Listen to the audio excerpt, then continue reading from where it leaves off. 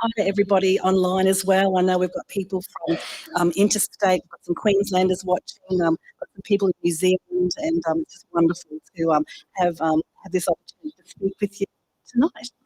Okay, so we'll take questions at the end. So, some of my qualifications that we've started to speak about. Basically, the bottom line there is all the professional associations that I'm a member of. So I'm a member and a supervisor within the Australian Association of Social Workers, Psychotherapists, um, Counsellors Federation of Australia, that's PACFA, and Christian Counsellors Association of Australia.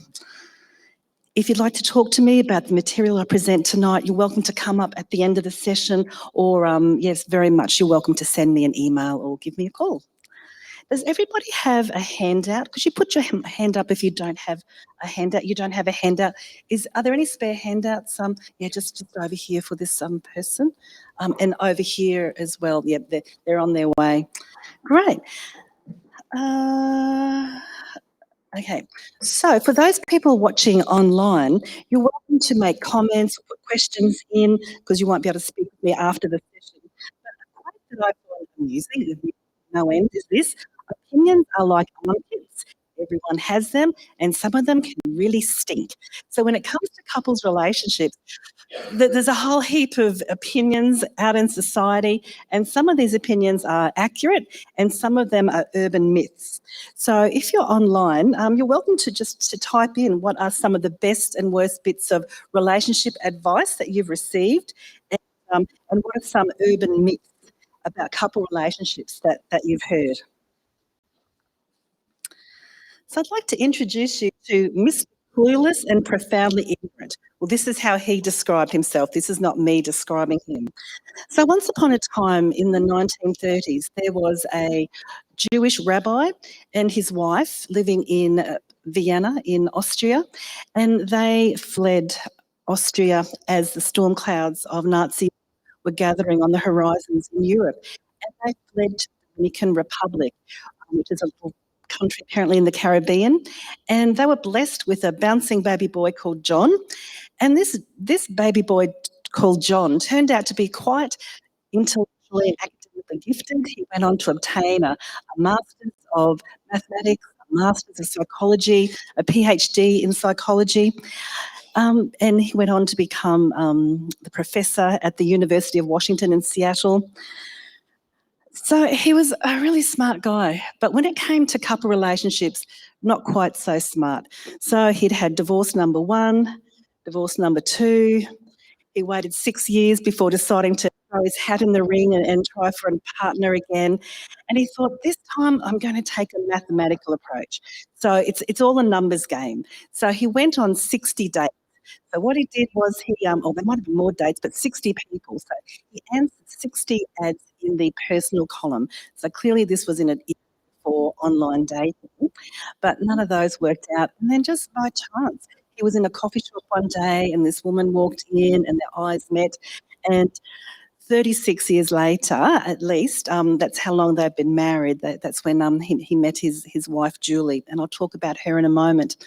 But this really smart guy, John, smart academically, but he described himself as being totally clueless in love and bringing to his area of research nothing but profound ignorance. And he said that as a result of all his research into the factors that predict relationship breakup and the factors that predict relationship stability, he realised that over 60% of his assumptions about couple relationships were completely wrong. But had it not been for his research, he would have been 100% convinced that he was right. So we'll have a look at that research in a moment. But as a result of his research and teaming up with Julie Schwartz, they're now the experts who the experts quote when it comes to couples therapy. Between them, they've completed over 50 years of research with over 75,000 couples, co-authored over 40 books, published over 200 academic academic articles, and they began the Gottman Institute in 1996, which was so John and his team had been doing all this amazing research, but it was basically still staying within the realm of academics. So Julie, who was a trained trauma therapist, said, John, we've just got to get this information out to the world to help people. Hence, if you go on social media, the Gottman Institute has lots of information around available for free. And they're actively involved in training people like myself.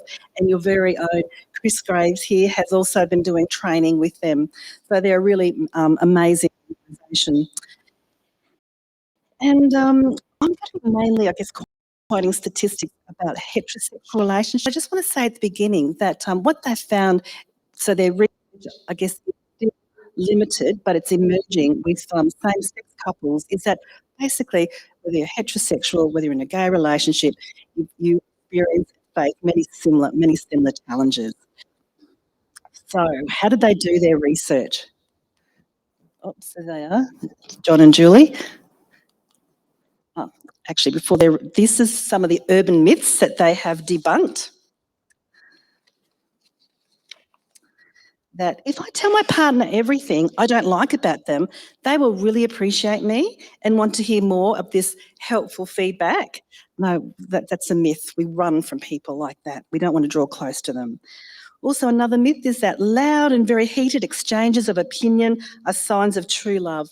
No, their research found that it's gentleness. Gentleness is what marks for stable relationships. And also, if I monitor how much my partner is putting into the relationship and give back that same amount, this will be good for our relationship. So it's got to be 50-50. I'm not going to put in more than what they're putting in. So it's a thing called quid pro quo. But relationship accounting, it's not helpful. It's actually a sign of problem in the relationship. And also another urban myth is that couples must resolve all their major issues to thrive. No, that's not true, and we'll talk about that a little bit later on too. So how did they obtain their research? So I guess a really key point that is so important to me, and what I always impress upon the couples I work with, is that this isn't just somebody's opinion. It's not just an academic sitting in his high tower, or even a therapist based on their clinical experience. How they've obtained their research is really the science of couples' relationships. So the building there that you can see on your left, with the red brick, it's called the Love Laboratory. So it was based at the University of Washington in Seattle, and so couples would be invited to come along, just the two of them, to spend 24 hours in the Love Laboratory. And so they'd bring their food and they'd be told, just go about doing what you normally would at home. And so there'd be a one-way mirror, and a team of researchers would be monitoring their every move, as well as all their movements and words were being recorded. Plus, as you can see in the photograph beside the Love Laboratory, the couples would wear all these monitors to measure the ebb and flow in signs of psychological distress in the body. Because when we are distressed, we wriggle more in our chairs. So all the chairs that the couple sat on had these gadgets called jiggleometers to measure how much they were jiggling and wriggling. Their breathing rates were being monitored, their heart rates, the amount of perspiration in their skin. Even micro emotions were being monitored in their faces, because that shows which parts of the brain are being activated, if it's a part of the brain connected with distress or with calm. Even when the couple had gone to the toilet and passed urine, the researcher would go in there with their little cup and take a sample and keep monitoring, keep analysing the urine for the amount of cortisol, which is a stress hormone in our body. At the end of 24 hours, the couple would go next door to the medical, to the hospital, because this was all located on a medical campus, and they'd have their blood test taken to check what was happening with their immune system. So they took all this amazing data with over 3,000 couples and matched it to millisecond by millisecond. What were the couple talking about? What was happening between them? And much to their surprise, and absolutely John Gottman's surprise, and his close friend, who again both described themselves as being profoundly ignorant and totally clueless when it came to love, very clear conclusions emerged about what factors can predict divorce or relationship breakup and what factors predict a healthy, stable relationship. Some of their research was showed that, well, this was their statistics about 10 years ago when they came to Australia, and I had training with John and Julie Gottman. They said that of first-time marriages, about 51% of marriages will stay together, but 49% will divorce. Now, of these 51%, 18%, they just naturally get on, whether they had great role models in their parents, whether they're just highly compatible, but they have a strong friendship and they just seem to effortlessly get on. 17% of couples stay married and miserable, and 16% learn to become what's called masters through coming to workshops like this, going to couples therapy, reading books, YouTube clips, whatever. They actually have to work at it. And by master, what the Gottmans mean is um, they have the same. Actually, no, I'll talk about that a bit later on. Just they just get on. They still like each other. So those statistics, I guess, for divorce or married and miserable are quite high. And so, yeah, as a result of this amazing research, it doesn't have to be this way. So his best-selling book is this one called The Seven Principles for Making Marriage Work.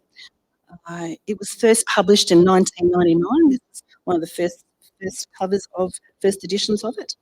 And but when there was over 1 million sales, he was asked could he do an update, and so this is the current cover, translated into over 20 languages. And what it is, it's the science of divorce prediction and stable marriages. So, so what does make relationships stable long term? The seven principles, and that's what I'm going to go through with you tonight. We'll just go through them briefly, but hopefully it'll just give you a little bit of a taste. And if you're interested, you can go further into their material.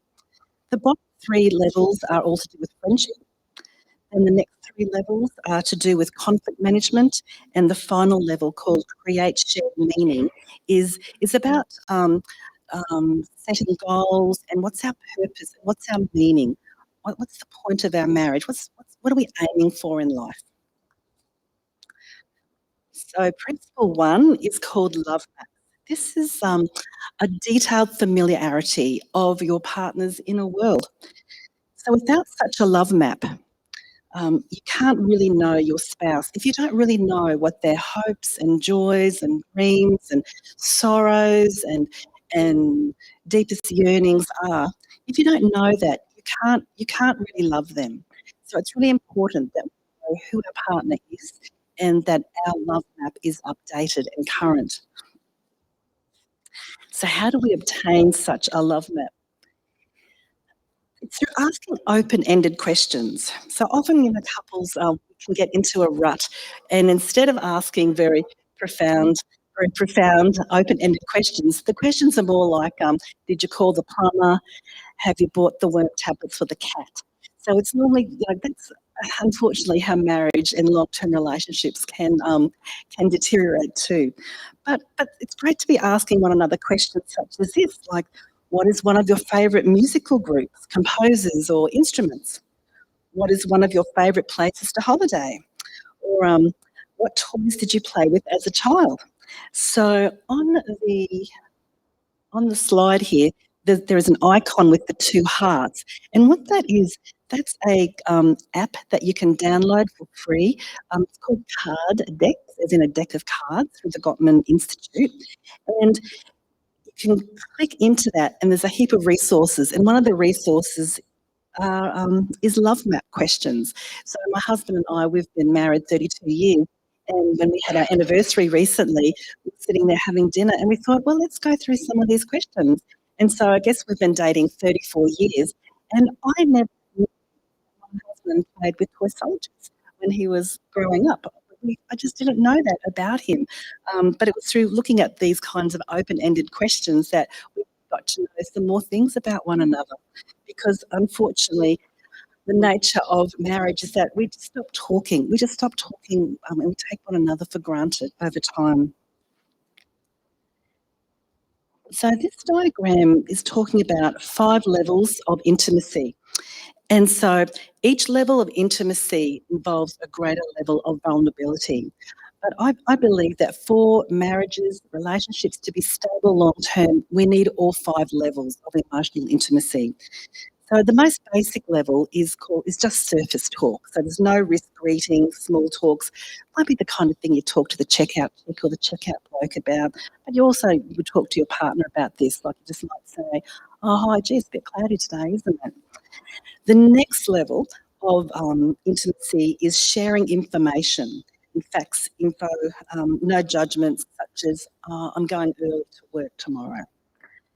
The next, and so if you'd like a copy of these, because I see you taking notes, you're really welcome to send me an email, and I'm really happy to send out my slides to you. Yep. Oh, thank you. Oh, that's fantastic, Jason. Great. Yeah.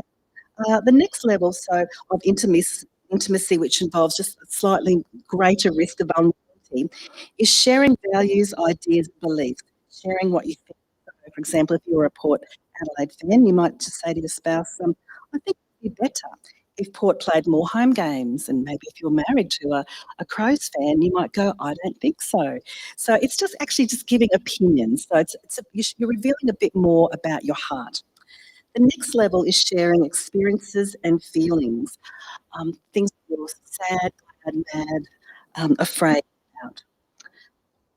The next level, which is the highest level, is being open and honest. So this is full self-disclosure and really sharing your heart, such as, I'm really hurt when I don't hear from you, or I love you so much, I want to spend the rest of my life with you. So if you think about the Shrek movie, where Shrek is trying to say to Doc, ogres are like onions. We have layers. So not just ogres, but we people too. We have our hearts are made up of layers. And so to really know our spouse, to really know our partner, we need to be able to engage in all these levels of intimacy. But we'll look a little bit later on how to do that some more. Okay. What else makes relationships stable long term? So principle 2 is uh, this one, nurture fondness and admiration. So this is to actually notice and remember what you are fond of and admire in your partner. So we don't just notice it, we actually tell them as well. So there's a joke around about don't want to be like the Swedish farmer who loved his wife so much that one day he almost told her. So no, we don't want to be like that. Apologies to any Swedish fans here. You're welcome to tell me Australian jokes. But it's important that we don't just think it, we actually tell our partner these things that we admire about their character, their appearance, their ability, their practical contributions to the home, such as thanks for doing the dishes.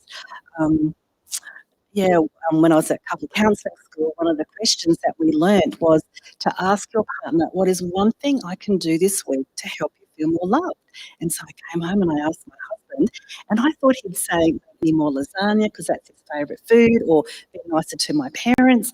But no, what he said was, you can notice when I mow the lawn. Now, I would not have guessed that in a pink fit, but it was only because I asked him and he told me that I was able to understand that about him. So if you don't know how to, I guess, express fondness and admiration to your partner in a way that is meaningful to them, hint 1 is just ask them. But hint 2 is to actually work at expanding your vocab. And so, um, hmm, my slides on the way over here obviously got a little bit out. My technology is a little bit different to your technology. So on my computer screen, they were perfectly in alignment. So just use your imagination, people. That's right. Blame the satellites. So I was talking before about the card deck app. And so if you go into the card deck app, there is a little purple icon, which is give appreciation. And in that, there is just a whole heap of adjectives, like words to use to describe to your partner what you appreciate about them. And they're in alphabetical order, a whole heap of words. So, and it's helpful not just to say, I really appreciate how silly you were, but to actually say when you appreciated that. Because last night when you were playing with the children, they just had so much fun. Or Ethical is another one up there somewhere. Oh, might have gone off the screen. I don't know. It was up there on my screen anyway. Say if it's ethical, it might be, I really appreciate how ethical you are. You're so attentive to doing recycling and, you always put the recycling out. So that makes it more meaningful. It's what you appreciate and when you feel that quality being displayed. Any ideas? So I know this is on your handout, but any ideas about what's the ratio of, say, for every complaint, every criticism complaint you give your partner, for them, for their heart rate to stay low enough that they don't want to fight you or flee from you or freeze, how many positives do we need to give them? Any guesses? What was that? Sorry? 17 positives for 17 negatives. Okay, 17 to 1. Okay, sure. Any other ideas? Yes. 3 to 1. Uh-huh. Yeah. 6 to 1. Okay. Yes. Correct. Well, yes. 5 to 1. Okay. Well, huh? 8 to 1. Yeah. Well, you're actually all much smarter than me because when I first was learning this, I thought, well, maybe 1 is to 1. I think that's what I was doing in my own marriage. But the Gottmans, they actually found out these are the statistics. So in everyday life, it needs to be 20 positives to 1 complaint. And during conflict, it's five positives to 1 complaint. Because I guess not every piece of feedback we give our partner has the same emotional weight, shall we say. So a complaint, it's really hard for our partner to hear that and want to stay close to us. So to help them cope, yeah, we need to give them 20 just during the everyday relationship, but during conflict, five is to 1. So the final principle in terms of friendship, about principles that make relationships last, is this thing called turn toward. So if our partner says to us something like, "Oh, gee, it's really cloudy today, isn't it?" So we've got one of 3 choices. We can either go, "Hmm," or we can say nothing, or we can say, "Look, can you be quiet? I'm focusing on Facebook here." So so the magic is to go, "Hmm." So we don't have to go, "Well, yes, I'll actually look up the Bureau of Meteorology webpage and do an in-depth analysis of what the weather's going to be." It's just to acknowledge that we have heard our partner. So it's this principle called turn toward instead of away, because it's the small moments of everyday life that are actually the building blocks of relationships. How we give our partner attention, affection, support, how we use humour. And it's in these moments that we may turn toward our partner to reach out for affection and attention. And if they respond, there's a positive connection occurs. But if they don't respond, we crumple somewhat inside and we're less likely to try again. So it's no mystery why couples stop talking to one another. Generally, it's because there's this pattern of turning away or turning against. So turning away means to ignore, turning against means to criticise. One of the Gottman studies was this one, where there were 130 newlyweds were studied. They were studied when they'd been married for 3 months, and then later on when they were married 6 years. At the 6-year mark, 17 couples had divorced, and so the Gottmans, they went and they studied what was the turning toward looking like at the 3-month mark, and they found that with those 17 couples that had divorced at the 6-year mark, only a third of the time had they turned toward one another. So that meant 2/3 of the time they'd either ignored one another or been critical of one another. But those couples that were still happy at the 6-year mark, right back when they were only married 3 months, they had actually responded to one another 86% of the time. 86% of the time can seem pretty high, but I guess they were flushes, shall we say, of the honeymoon stage. But generally, just while it's 70% of the time, or 7 out of 10 times, if our partner bids for our attention, so by bidding, I mean, it might be something direct, such as, I miss you, can we go for a walk together? Or it might be indirect, such as, yes, gee, it's a bit cold today, isn't it? If we kind of acknowledge that we've heard them and respond 7 out of 10 times or 70% of the time, that's enough for the relationship to be stable. I might not go into this a great deal, but just letting you know, yeah, how to listen. We're not born listening well as our society. Our society doesn't teach us how to listen well. So this is a booklet the Gottman Institute mass produces. So you can get that online through them or just send me an email. I'll be really happy to send you the booklet. The booklet. Being a listener, some traps to avoid are things like problem solving. Often our partner just wants us to listen to them, giving unrequested advice. So if our partner starts to tell us about something difficult in the day, what seems to shut down emotional connection is when we launch into, well, if you just do this, A, B, and C, then things will be fine. Often our partner just wants to be listened to. Also, another trap to avoid is being passive while listening. So don't asking questions, just a really blank face, no comments, no empathy. But just some real quick tricks that can help. This one, questions to ask, how was your day? How does the situation touch you? What are you concerned might happen? And yes, the Card Deck app has some really great open questions to ask, and that's under the great listening icon. Also, this thing called empathy. So people generally want to know that you're trying to see the world through their eyes. Even if you don't agree with them, just knowing that your partner has tried to see the world the way you see the world, or if they're in your shoes, it makes sense that you would feel and think like this. Um, and so empathy sounds like you must feel so helpless, or no wonder you're upset, or I wish you didn't have to go through that. And again, we're not born knowing how to give empathy, but in the card deck, if you click under expressing empathy in alphabetical order, there's a whole heap of examples of statements to practice.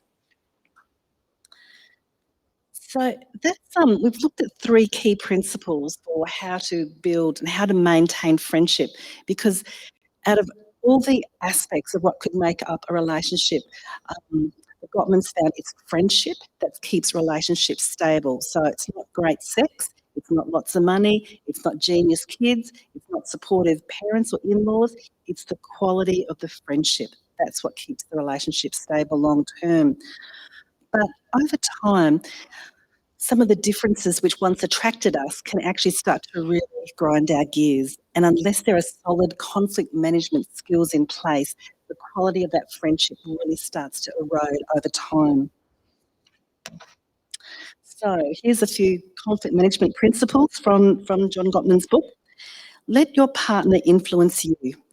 So this involves shared decision making and be willing to both make decisions and to respect your partner's decisions. So in heterosexual relationships, it's found that men who won't accept their wives' influence, i.e. share power, they actually have an 81% chance of the marriage breaking down. They don't have a statistic like that for women because they find that just typically women are more open to sharing influence, sharing power and input with their husbands. Also, been found that women are less likely to raise issues harshly and critically when they know that their husband is more likely to listen to them and actually try to consider what they're saying and I guess turn the idea over in their mind, even if they don't agree with them. But there's just something really powerful about the gift of understanding and the gift of respect. Another statistic from their research is that over 80% of the time in all relationships, both stable and unstable, it is female. It is, again, it's a heterosexual stat. It is the female who brings up the tricky topics and the male does the avoiding. So I really like this principle. I teach it a lot in my therapy, but also I guess I find it helpful, very helpful in my own marriage. So think about okay, perspective taking. Who is right? So just like you can see in this diagram, there's 2 little people and they're looking at this shape and one person is saying it's a sloping wall because from their point of view, they can only see the side. but the other person is at the end of the shape saying, "No, it's actually a pyramid." Whereas in reality, it's both. So an exercise I enjoy doing with my couples is this. It's called the subjective view of reality. So in 90 seconds, I say to my couple, draw. I do a lot of sessions on Zoom. So say if they're on Zoom, I say to them, draw the laptop right now you're watching me on, just for 90 seconds. Or if they were seeing me in person, it might be, draw the sofa I'm sitting on. And after 90 seconds, I say to them, now compare your drawing with your partner's drawing and ask yourself the question, whose drawing is right? And so these drawings were generously supplied by one of the couples that I've been doing some work with. And they knew I was giving this presentation, so they kindly let me use their drawings. So ask yourselves, whose drawing is right? Who votes for the one on the left? Yes, we've got one taker. We've got three takers. How about the one on the right? Who thinks that one is correct? So this is the magic. They're both right and they're both wrong. So they both contain aspects of that's true, like a cord and a screen, and there's my image and there's their image. But I'm sure their computer didn't have wriggly lines. So it's their impression of of what they were looking at on the computer with me. And so some things absolutely are right and wrong. So if I drop this book, what's going to happen to this book? Will it float or will it hit the ground? What do you reckon? Ground, yeah, that's right. Yeah. So it's not a subjective view. It's not, well, you think that, well, I might think this. It really will hit the ground. It's a fact. Or if I put maple syrup in my car, it's not a subjective view of reality. It really will stuff up the, I don't know, motor, whatever. Maple syrup goes, petrol goes in cars. I don't know. That's right. Yeah, but when it comes to differences in couple relationships, mostly it's about a different subjective view of reality. You see things this way, you see a sloping wall, I see a triangle, whereas the reality is there's both. I'll skip that slide and come back to it if we've got time. So the next principle is this one called solve solvable problems. So despite popular thinking, we do not have to solve all our problems to be happy. So quite a prevalent urban myth is that, well, if we're happy, we won't have any problems. We'll be able to resolve them all. But the governments have found that in all couple relationships, healthy and unhealthy, stable and stable, there's solvable problems. These are the problems that can be solved. They're about a situation and they're less intense. But then there's also perpetual problems. These are ongoing, reflect underlying temperament differences. So, what's your hunch about in a healthy relationship, about what percentage of issues will be resolved and what percentage will be unresolved in a healthy relationship? Anyone like to guess?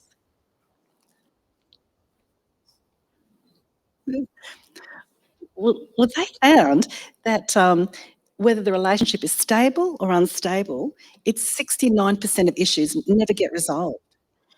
And I just find that really phenomenal, but actually a huge relief when I think about my own marriage. And the reason is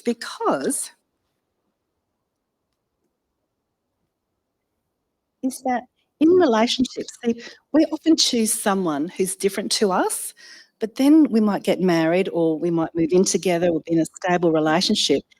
And then with the stresses of life, career stresses, if we have children, career, whatever's happening, COVID, who knows what's happening, we actually start to resent the differences that that exist between us and our partner. But I really notice this with all the couples I work with. I see it with my friends, in my own marriage, that in a relationship, there's always one person who is neater, one person who's a little bit messier, one person who's more structured, one person who's a little bit more random, shall we say. There'll be one partner who is more quickly spoken. There is one partner who is more slowly spoken. There's one partner who thinks quick on their feet. There's one partner that just needs some time, more time to think. And there's a whole range of ways that we're different. It's not good or bad. We're just different. And that's how come these perpetual problems seem to exist. So, and if we can accept that we're different and not vilify one another for our differences, we're able to have the conversation we long to have. So, with this diagram here, the blue lines represent the conversation the couple needs to have and longs to have. So, it might be, just how can we be happier together? That's what they really need to talk about. But instead, they'll go off on the red arrows, the tangents, such as there'll be comments like, "Oh, you're too selfish," or "What about you? You only think about the children." And then there'll be a comeback like, "You're just like your father." "Well, you're just like your mother." And so there's all these really awful maybe we're laughing because we can all relate to it. But these awful tangents we end up going along, and we don't have the conversation we long to have. So how to stay on track and have the conversations, I guess, is just to remember that there's these principles I'm talking about. And three things never to say in a fight. Never say you always, or you never, because those comments immediately put our spouse, our partner, on the defensive. And they're not going to want to draw close and say, "Oh, wow, tell me more about how awful I am." It's like we get our backs up and we want to either flee, or we're more likely to counter criticize ourselves.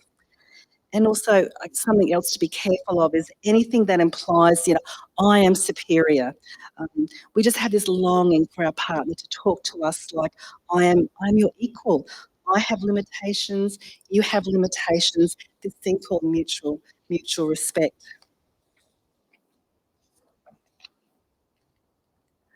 Um, so coping with typical problems, so that's on your handout. So I won't go through all of these, but this comes from the Seven Principles book. It's on page 2. There's a table there of common solvable problems. So the tension might be unplugging from distractions. So the need for the relationship is to maintain connection and intimacy amid the distractions of the internet age. The solution, well, depends how much energy we put into fighting about this. We can fight about it for the next 50 years because that can be the nature of marriage. Or we can just kind of go, look, let's just figure this out. Let's establish some rules for etiquette. And if your partner is complaining that you seem more focused on your social media profile than your relational status, that's an issue to take seriously, even if you disagree. So there's just a few tips here on how to sort through common solvable problems.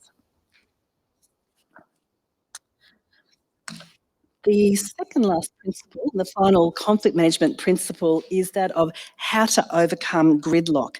So gridlock, I picture it, that's two people with their heads are butting and they just can't move forward or backwards. It's like the wheels are spinning and they're just stuck.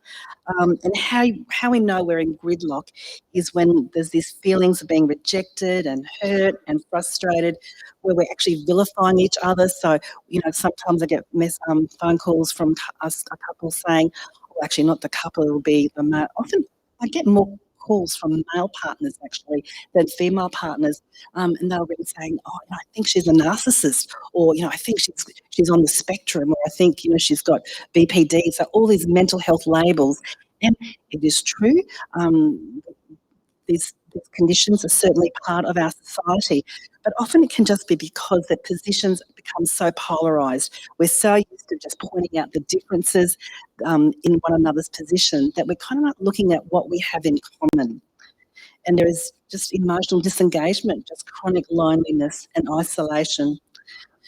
So what to do about that is practice all these principles that I'm just giving you a little quick taste of tonight, but also to do this thing called becoming a dream catcher. So to discover the underlying dream within the argument. So on the first page of your handout down the bottom, in the final paragraph, there's a list of potential dreams. So these are dreams or they're yearnings, our deepest aspirations, what we long for. So that there might be a sense of freedom, the experience of peace, unity with nature, exploring who I am, might be a spiritual journey, becoming more competent, asking God for forgiveness. There's a whole range of possible dreams that could be underlying the conflict that seems to just be going on and on and on in the relationship where, the couple just cannot make any ground at all, can't work out a way of moving forward. So one couple I worked with, they came to me and the presenting issue was around financial conflict. But as we looked more closely, one of the particular areas of conflict was around whether to take holidays. So she had, in her childhood, she had enjoyed many holidays growing up, and she just had these great childhood memories, and she wanted to pass that on to her children.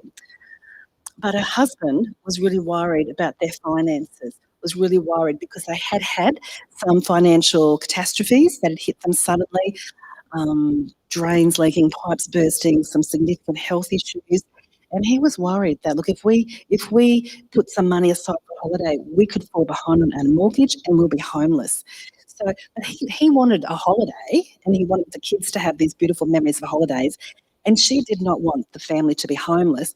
But because they were in gridlock, they could only see one another's points of view and they were going off on all these unhelpful tangents instead of having the conversation they really needed to have, which was, darling, how can we use our finances to meet both our needs?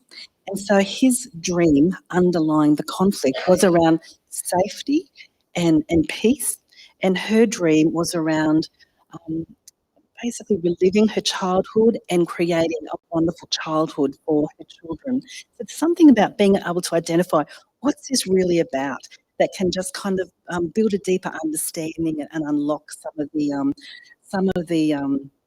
I guess the gridlock that can occur that can just be so painful and wearing over time and just undermines the friendship that the beautiful friendship that may once have existed in the relationship. So just briefly, the final principle. So we've looked at three for friendship, three principles for conflict management. This one is about creating shared meaning. So our dreams don't have to be the same, they just need to mesh enough. So when we think about what's our dream, what's our purpose in life, what are we hoping to achieve in this life, or is it just about making enough money to eat and having some babies and just getting through life the best we can? So to create this thing called shared meaning, it's helpful to have these four pillars: rituals, roles, goals, and symbols. Excuse me.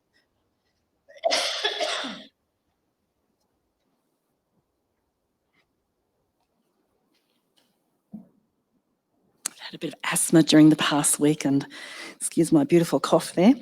Um, so it's easy for couples to begin living like they're passing like ships in the night. They might live under the one roof, but it's like they become flatmates without sharing their lives together. So pillar one is called Create Rituals of Connection. So again, you'll see the card deck app there. And if you click into the card deck app, there's examples of these things called rituals connection.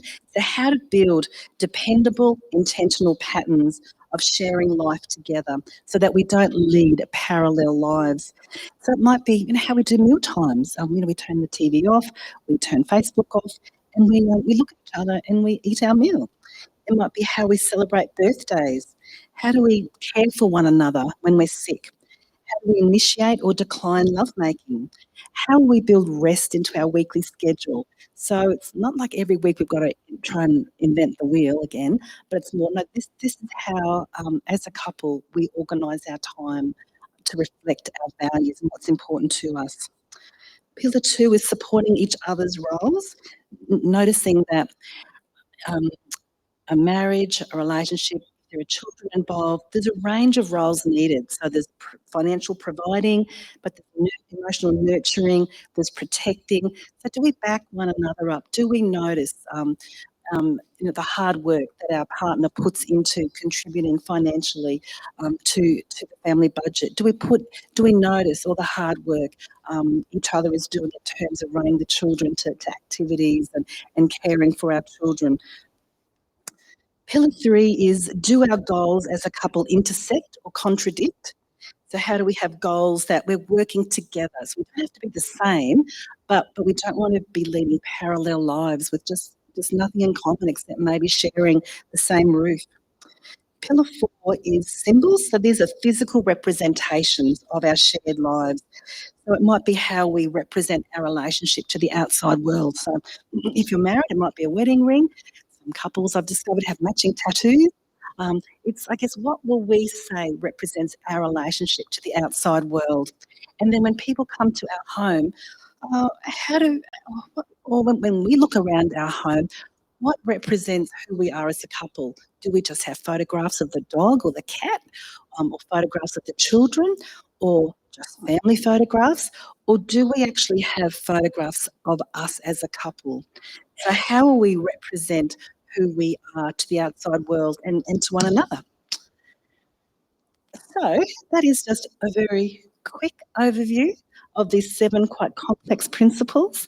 These principles, they are deceptively complex. So they can look really easy, but to put into practice, they are hard work. And so that's why it's helpful to look further into their content. And if you can't figure it out, to look into couples therapy. So there are courses around. If you're interested, to let me know that I'm trained in how to run the course for 7 principles for making marriage work, but also the church in September is putting on this course, and they could let you know more about it. The marriage course, Tuesday evenings from the 15th of August. Okay, and that's the overview. 7 principles.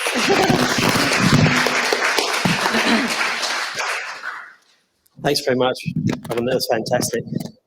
We might just wind up with a couple of questions. I'll ask the first question. Jace, are you going to ask a question as well? Is that right?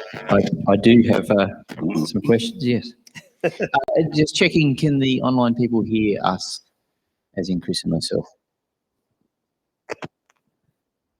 So we can do the questions. Okay, if we do the questions. Okay. So the first question I was going to ask is about, we talk about this 7-year itch. So when you join together and start a life together as a couple, is there a particular stage in life where you tend to find that the relationships go through typical challenges? Yes. And if so, what are they? And what do you tend to find that's particularly helpful during those typical challenges? Well, yes, there are certain times I think that relationships are especially vulnerable, and it's interesting, the 7-year itch. I haven't seen like this year or last year's. I think last year's the average Australian marriage was 7 years, and women increasingly are the ones who initiate. Let's separate. So particular times of vulnerability, yes, I guess 7 years. Also, when a new baby comes into the family. So around 2/3 of couples will report a significant decrease in couple satisfaction within the first 3 years of a baby being born. I think also then when the children leave home, like there's the empty nest syndrome as well. And so I think what helps is just to remain intentional. I think what is a big problem in relationships is that we just stop, I guess it's an old-fashioned word, but we stop courting one another, we stop dating, we take one another for granted. And so just to be intentional about, would I say this to my friend? Like, listen to what I've just said to my partner. I would never say that to one of my friends, but no wonder my partner doesn't want to be around me. I sound horrible. So, yeah. So that's, I remember one of John Gottman's thing was that most couples break up not due to heat, but because of coldness. Is that right? So it's about they sort of drift apart, isn't it? So it's the loss of connection. Yes, that's right. Yes, exactly. Yeah. I took the liberty of downloading the app while you were talking. Uh-huh. I don't know if anyone else do that here. Yeah, it's actually really good. Yeah. Completely recommended. There was some questions I want to ask you later, Chris. You're not talking about this because there's some some ones about intimacy on there, though, Yes. there? Yeah, those are the ones. Saucy ones. Yeah, that's right. You're not going to ask me those ones, I hope. But one of the things that struck me is like we're hearing some really helpful information and there's tips on the way through. In your experience, what prevents people from putting these into practice? That's a big question. What prevents it? I think it can be a shock how hard committed couple relationships are to maintain. Initially, I guess there's lust that brings us together, and that can hide the fact that we really are very different personality-wise. But then through just the daily routine, the humdrum of life, and then when crises come along, health crises, financial crises, parents becoming unwell, that couples can realise, oh my goodness, we actually are not the same, and we are different, and we're not sure how to manage these differences. And I think people can feel quite embarrassed to seek help. They can look at their friends and think everybody else is happy, or look at Facebook, everybody's smiling on Facebook or going on dates. It's just us. But I honestly have worked with couples who referred their best friends to me, and one couple would say to me, oh, we're going through this, but our friends are not going through that. And I would sit there and poke a face and not let on anything, because confidentiality is key in couples therapy. But I would know for a fact their best friends were going through the same stuff as well. It's like marriage and relationships are difficult. We're all having challenges. But we can, I guess, all learn to think, well, where do I want to be in 20 years, 50 years' time? Because if I don't work at my relationship, there's a 40% chance if it's a first-time relationship marriage, it's going to break up. Well, I was going to say that the statistics say 1 and 2. So essentially, look, there is this app, right? And if people are going home, what would you suggest they start? Is Love Maps a good place to start? Yes, it is. And then if you scroll down, there's also ones for... There's Salsa, I know. Oh, yes, that's right, yes. I thought, for bringing recipes. Baby home. So bringing baby home is for new parents, where there's pregnancy right through to the children aged 2. So there's some new extensions to the app that have come out in the last couple of months. Where to start? So sometimes, the Love Maps questions are really helpful. Just finding out more. It's just lovely to talk to one another. But I think also the reality, though, is that sometimes couples, they've lost the ability to talk to one another because they're in gridlock. They are really hurting. There could be an affair. There could be significant differences in parenting philosophy. There could be feelings of betrayal about how finances are being managed, and we don't want to talk to our partner. So I guess if you're finding that just using tools like this, it's not enough, then that's okay. That's when people go for couples therapy or go do one of these courses. And again, if the course isn't enough, go do couples therapy. I want to see if anyone's got questions in the room. I see that hand. No, I'm joking. Oh, I was going to say, I didn't see that hand. I was going to point at John. The last question I have is, what if only one person in a couple relationship wants to go to couples relationship counselling? Yes, and that's a common problem for sure. So if your partner wants to go and you don't want to go because relationships are not about me, they're about we. And if one person is so concerned about their relationship, then it's a we issue, it's not a me issue. If one's partner not go, then it can be helpful to go as an individual, but if you do that, make sure you go to an individual therapist who is trained in couples therapy. So there is a high rate of people going to individual therapists with relationship problems resulting in relationship breakup, because the individual therapist, if they are not trained in couples therapy, they'll just automatically take the client's side without understanding what might the client's contribution be to the relationship problems? So go see an individual therapist who is trained in couples therapy, I would say. But if the partner won't go for therapy, then there are courses to do online, such as the one yourselves are doing. There's ones that the Gottmans have online. There's lots of emails they put out. So there's lots of psychoeducation material around. Their website's very helpful.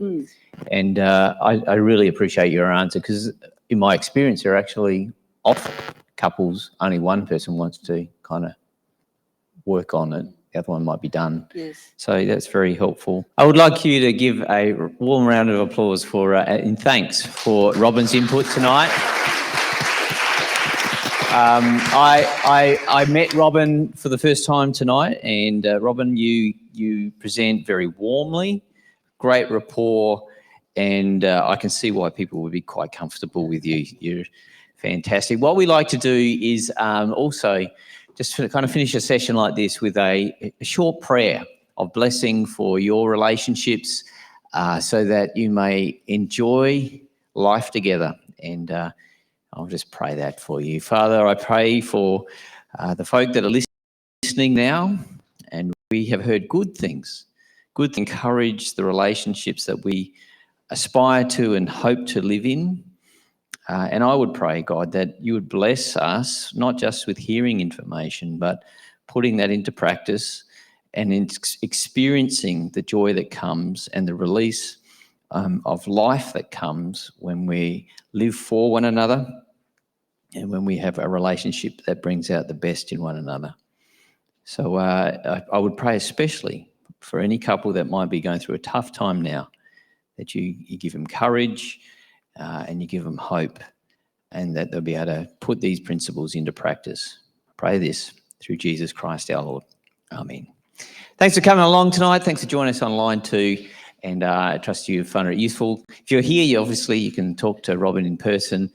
If you want to know anything more, then you can put it in the chat. But we will be sending out the PDF of the PowerPoint slides this evening.